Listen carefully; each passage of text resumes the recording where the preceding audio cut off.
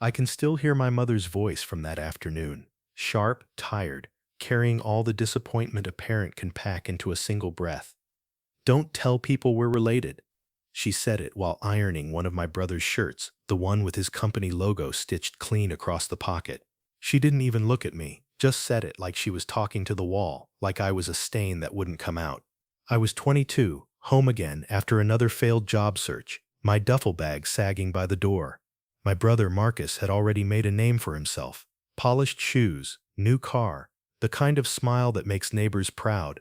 I was the opposite, half-finished degree, a handful of dreams, and nothing to show for it except a resume full of almost. At first I tried to laugh it off, thought maybe she was joking, but then she folded that shirt, laid it down neatly and said, "People talk, baby. I can't have them asking what happened to you. Just get yourself together before you start saying our name out there." Our name, the same one my grandfather carried through the mines, the same one my father wore on his overalls when he came home too tired to eat. I thought it meant something, but right then it sounded like a password I'd been locked out of. I remember stepping outside because the walls felt too small for my breath. The neighborhood looked exactly the same. Kids chasing a deflated soccer ball, the smell of somebody frying fish, radio humming old soul songs through thin curtains. Nothing had changed, only me. Marcus came out later, wearing that cologne that made the air feel expensive. He clapped my shoulder and said, "Bro, don't take it personal. You know Mom, she just wants the best version of you out there."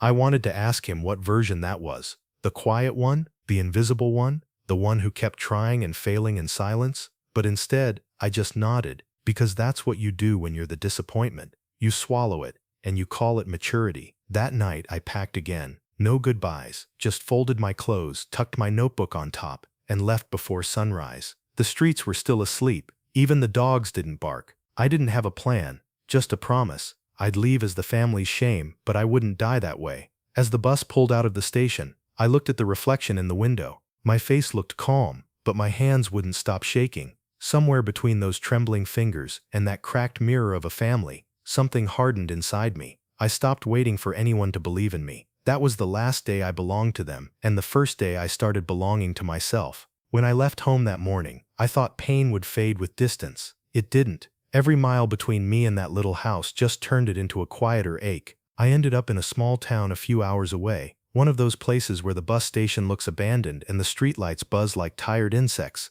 I didn't know a soul there, but that was the point. The first week, I slept in a shared hostel with a flickering ceiling fan that sounded like it was fighting for its life. My money was enough for maybe 2 weeks of rent and cheap meals, so I took anything that would keep me moving. Hauling boxes at a grocery warehouse, cleaning floors after hours, handing out flyers under the sun until my skin peeled. Nobody knew my name there, and for the first time in my life, I liked it that way. When people don't expect anything from you, every small win feels like a revolution. I remember one night, coming home covered in dust, finding a cracked mirror in the hallway. I looked at myself for a long time. My hands were rough, my eyes darker, but something was different. I wasn't ashamed anymore. I was hungry. During breaks at work, I'd write. Not long essays or fancy plans, just words, thoughts. I filled pages with what I didn't have the courage to say aloud, about being invisible, about wanting to matter, about that moment when my mother said she didn't want people to know I was hers. Those words lived inside me like a splinter, painful, but keeping me awake. I kept that notebook in my pocket even when I worked night shifts,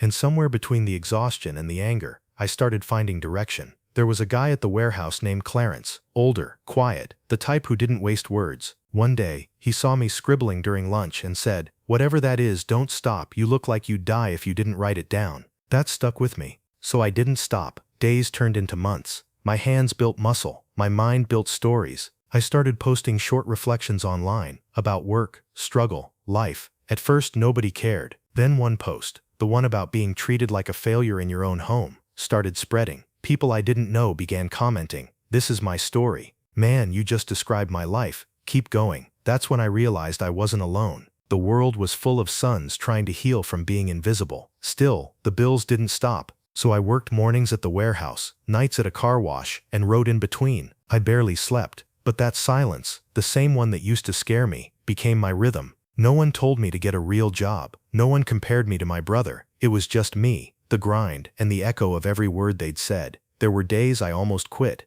Like the time my landlord locked me out for being late on rent. I sat on the sidewalk that night with my duffel bag and the last $2 in my wallet. The city lights blurred through my tears. I kept hearing my mother's voice. "Don't tell people we're related." I whispered back into the dark. "Don't worry, I won't." That night, I promised myself that if the world ever said my name again, it wouldn't be in pity. So I kept working. I taught myself to design, to market, to sell, watched tutorials on borrowed Wi-Fi, created small side hustles, graphic flyers, logo designs for local shops. It wasn't glamorous, but it was mine. One night, Clarence found me asleep on a pile of boxes. He woke me up and said, "Son, you don't even see it, do you? You're becoming somebody." I laughed it off. But deep down, something was shifting. Every dollar I earned, every new client, every stranger who read my words, it stitched something back together inside me. Years passed, slowly, quietly. While my family celebrated birthdays and graduations without me, I built a name brick by brick. I started getting messages from companies asking if I could write for them, brand for them, tell their stories.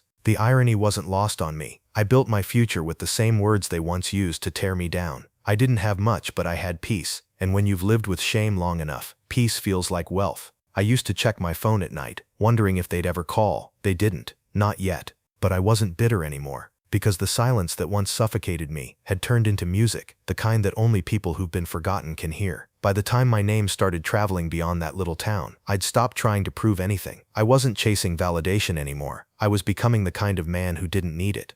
Success doesn't arrive like fireworks. Sometimes it sneaks in. Quiet, patient, wearing work clothes. It started with an email. I was sitting in a cafe downtown, laptop cracked open, designing a logo for a client who still owed me half the payment. My phone buzzed with a subject line that didn't look real. "We've been following your work." It was from a small media company. Said they'd seen one of my brand stories floating around online and wanted to feature it in an article about creatives who built from nothing. I thought it was spam. I almost deleted it, but something told me to reply. They sent a photographer a week later. I remember feeling awkward. I didn't have a fancy office, just that same cracked laptop and a rented room above a bakery. The photographer smiled and said, "This space tells the story. Don't clean it up." That feature went live on a Sunday. By Monday morning, my inbox exploded. Clients, invitations, old classmates I hadn't heard from in years suddenly remembered my name. "Hey bro, proud of you. Been following your journey." They made it sound like I'd been climbing mountains with camera crews watching. No one saw the nights I went to bed hungry, but the strangest message came from my aunt. It was short. "Your mom showed us that article. She's proud of you. We all are." I stared at that line for a long time. Proud. The same mouth that once told me not to use her name was now using mine in conversations. I didn't reply. I'd learned that silence isn't always emptiness. Sometimes it's protection. But the noise grew. Local TV, podcasts, a small award for community branding. People started introducing me with words I didn't recognize. Visionary, inspiration, self-made. I'd smile, but inside I still felt like the boy with the duffel bag at the bus station. One evening, while scrolling through social media, I saw something that froze me, a post from my mother's Facebook account. My face, my story, captioned, "So proud of my son. He's worked so hard to get here. God is good." The comments were full of love and congratulations. None of them knew she hadn't called in 6 years. I put my phone down and just sat there. It's a strange thing, seeing the same people who ignored your silence now clapping for your noise. Marcus reached out next. "Yo bro, I saw the article. You really did it, huh? Mom's been bragging like crazy." His tone had changed, softer, cautious, like he wasn't sure who I'd become. I told him I was glad they were well. Nothing more. I hung up before the old feelings found a way back in. That night, I walked to the same cafe where everything began. The city lights blinked off the window, and for the first time, I allowed myself to breathe. Not with arrogance, just relief. Everything I'd ever wanted from them, acknowledgement, respect, validation, had arrived without me asking. And yet, somehow, it didn't feel the way I imagined, because when you finally make it, you realize the goal was never to be seen by them. It was to see yourself clearly. But success brings company, even the kind you thought you'd buried. Old numbers started flashing on my phone again. Family group chats I'd been removed from suddenly added me back. Invitations to reunions. Cousins I barely remembered sliding into my DMs like we'd grown up together. And the hardest part, none of them sounded malicious. They were genuinely proud, but every word still carried the shadow of the years they didn't care to ask. I tried to tell myself to forgive, that maybe they didn't know how to love me back then. But forgiveness doesn't always come wrapped in peace. Sometimes it just sits in your chest, heavy but necessary. I kept working. Bigger projects, more noise. But every time my phone lit up with my mother's name, my thumb froze above the screen. I didn't hate her. I didn't even resent her anymore. I just didn't trust what her pride was built on. Was it love or the comfort of being related to someone successful? That question haunted me more than her silence ever did. So I did what I always did when words failed. I wrote about growth, about grief, about the people who only clap once the music starts playing. And that post, the one written from the heart I swore I'd buried, became the one that went viral worldwide. Millions read it, thousands shared it, and somewhere, behind one of those screens, I knew my mother was reading too. It's strange how life comes full circle, how the people who once turned away somehow find their way back when your name starts echoing in rooms they never thought you'd enter. A few months after that viral post, the world I'd been building in silence suddenly had a spotlight over it. My business grew faster than I could track. I hired 2 assistants, rented a proper office space, and even got invited to speak at a university event about resilience and branding. The irony wasn't lost on me. I was being paid to talk about family values and support systems, but I still hadn't returned home, not once. I told myself it was because I was busy. Truthfully, I didn't know what I'd do if I stood in front of them again. How do you greet the same faces that once pretended not to know you?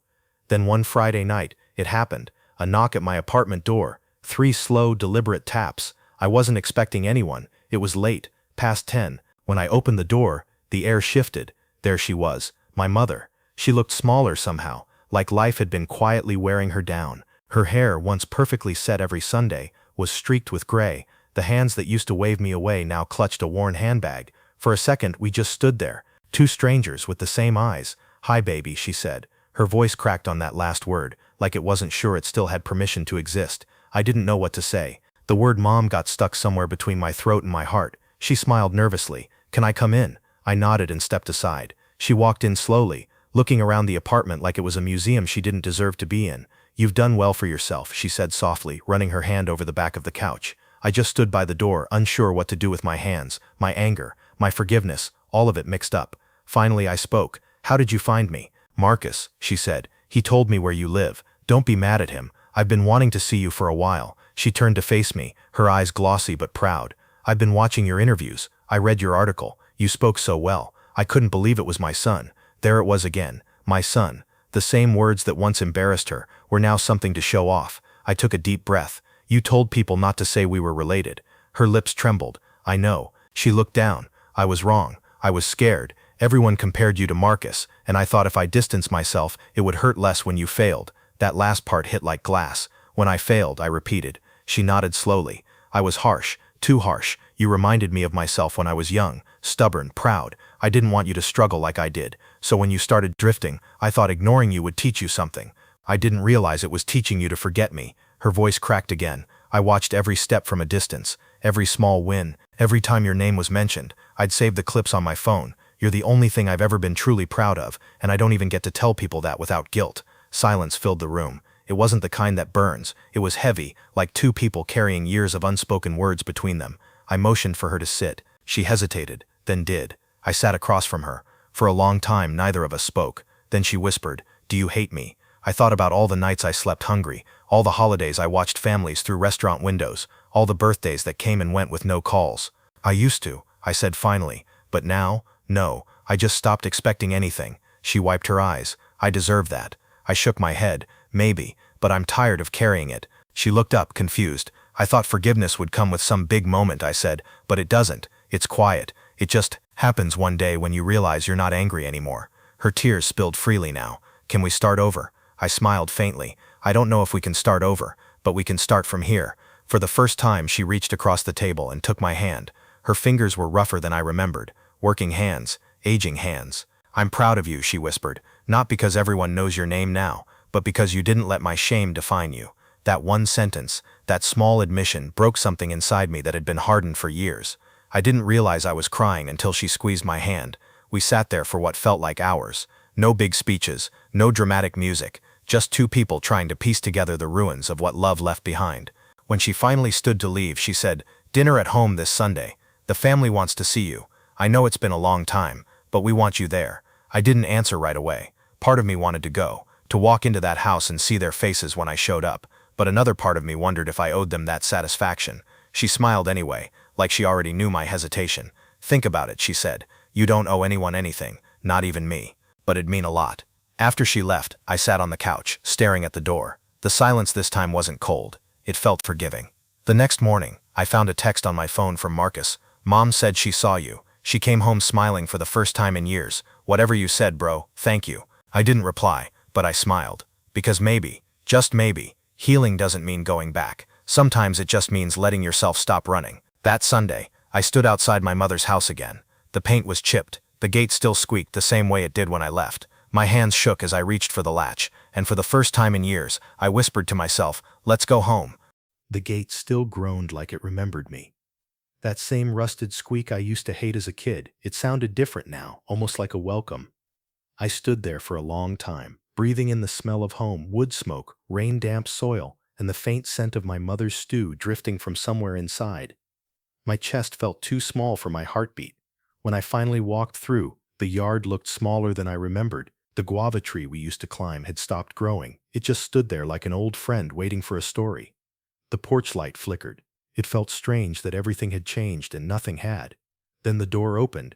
Marcus was the first to appear. He looked exactly like our father used to. Strong shoulders, that same steady calm that made people trust him instantly.